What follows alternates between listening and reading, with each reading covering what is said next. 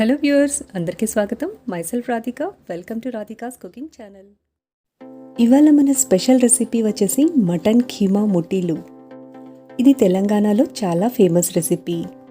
చిన్న చిన్న టిప్స్ పాటిస్తూ చేసుకుంటే ఈ ముట్టీలను విరిగిపోకుండా పర్ఫెక్ట్గా చేసుకోవచ్చు. ఎప్పుడూ కీమాతో కర్రీ లాగానే కాకుండా ఇలా కీమా బాల్స్ తయారు చేసుకుని స్టార్టర్స్గా కూడా తినేయొచ్చు. ఇవి సూపర్ టేస్టీగా మళ్ళీ మళ్ళీ తినాలనిపించేలా ఉంటాయి. ఇంకా లేట్ ఎందుకు, ఈ హై ప్రోటీన్ కీమా ముట్టీల తయారీ విధానాన్ని చూసేద్దామా?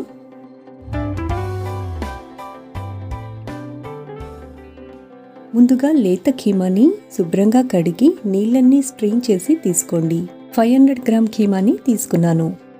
ఇందులో ఒక 2 టీ స్పూన్ల కారంని, ఇంకా రుచికి సరిపడా ఒక 2 టీ స్పూన్స్ ఉప్పుని, ఒక పావు టీ స్పూన్ పసుపుని,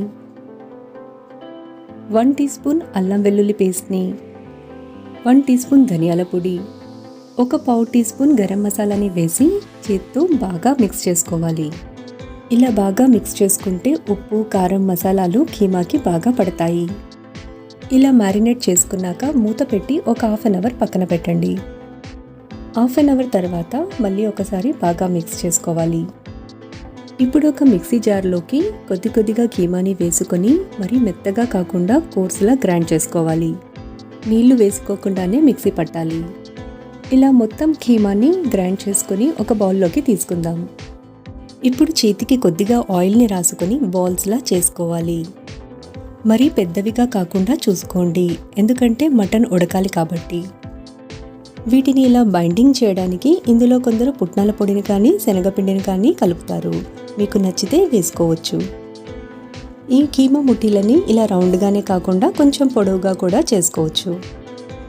ఇలా అన్నింటినీ బాల్స్లా తయారు చేసుకొని ఒక ప్లేట్లో పక్కన పెట్టుకోండి. ఇప్పుడు వీటిని వేయించుకోవడానికి ముందుగా ఒక ప్యాన్లో ఒక 2.5 టేబుల్ స్పూన్స్ ఆయిల్ని వేసి హీట్ చేయండి. ఆయిల్ హీట్ అయ్యాక వీటిలో కొన్ని స్పైసెస్ని యాడ్ చేద్దాం. 2 బిర్యానీ ఆకులు, 2-3 ఇలాచీలు, ఇంకా లవంగాలు, 2 దాల్చిన చెక్క ముక్కలు, ఇంకా 10 మిరియాలు వేసి ఫ్రై చేయండి. ఇవి వేగాక ఒక 3-4 పచ్చిమిర్చి ముక్కలు, ఇంకా కొన్ని కరివేపాకు ఆకులు, కొద్దిగా పుదీనా ఇంకా కొత్తిమీర ఆకుని కూడా వేసి ఫ్రై చేద్దాం. ఇవి వేసుకోవడం వల్ల కర్రీ మంచి రుచిగా వస్తుంది.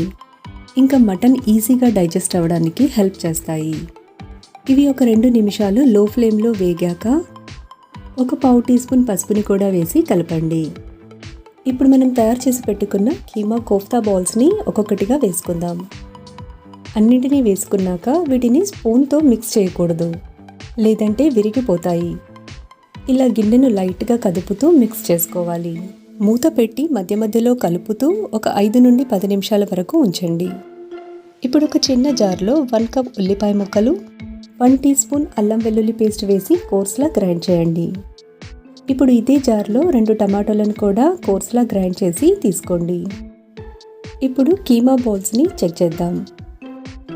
ఇలా ముట్టీల నుండి వాటర్ బయటకి వచ్చి ఇవి కుక్ అవుతూ ఉంటాయి. మెల్లిగా ఒక నాన్ స్టిక్ స్పూన్తో మిక్స్ చేసుకోవాలి.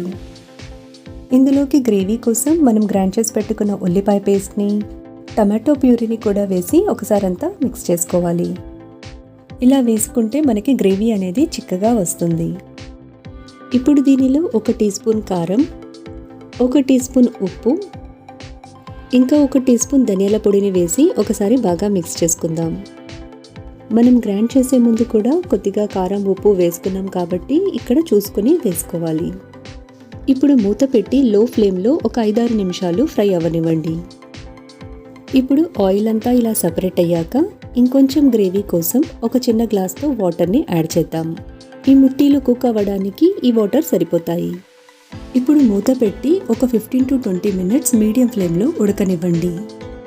మధ్య మధ్యలో లైట్గా మిక్స్ చేసుకోవాలి. ఇలా కర్రీ దగ్గర పడ్డాక మటన్ ఉడికిందో లేదో కూడా చెక్ చేసుకోవాలి. ఇంకా ఉడకాలి అనుకుంటే మరికొన్ని వాటర్ పోసి మరో 10 నిమిషాలు ఉంచండి. ఇది పూర్తిగా ఉడికే టైం అనేది మనం తీసుకునే మటన్ని బట్టి ఉంటుంది. ఇక్కడైతే చక్కగా ఉడికిపోయింది. ఇంకా స్టవ్ ఆఫ్ చేసి సర్వ్ చేసుకోవచ్చు. అంతే, ఎంతో యమ్మీగా ఉండే మటన్ కీమా బాల్స్ రెడీ అయిపోయాయి. ఇది మంచి హై ప్రోటీన్ ఫుడ్ కూడా. ఇది రైస్, పూరి, చపాతీ ఇంకా బిర్యానీలోకి కూడా చాలా బాగుంటుంది. లేదా వీటిని స్టార్టర్స్గా కూడా తీసుకోవచ్చు. ఇలా ఫైనల్గా కొత్తిమీరతో గార్నిష్ చేసుకొని ఉల్లిపాయ ఇంకా నిమ్మకాయతో సర్వ్ చేసుకుంటే నాన్ వెజ్ లవర్స్కి పండగే. మీకు నచ్చిందా? అయితే నేను చెప్పిన ప్రాసెస్లో ఒకసారి ట్రై చేసి ఎలా వచ్చిందో మీ వాల్యుబుల్ ఫీడ్బ్యాక్ని నాకు కమెంట్స్లో చెప్పండి. సో ఈ రెసిపీ మీకు నచ్చితే ఒక లైక్ చేసి మీకు తెలిసిన వారితో షేర్ చేయండి. ఇంకా మరిన్ని ఈజీ అండ్ టేస్టీ రెసిపీస్ కోసం రాధికాస్ కుకింగ్ ఛానల్ని సబ్స్క్రైబ్ చేసుకోండి. ఓకే వ్యూయర్స్, మళ్ళీ మరొక రెసిపీతో కలుద్దాం. Thank you for watching.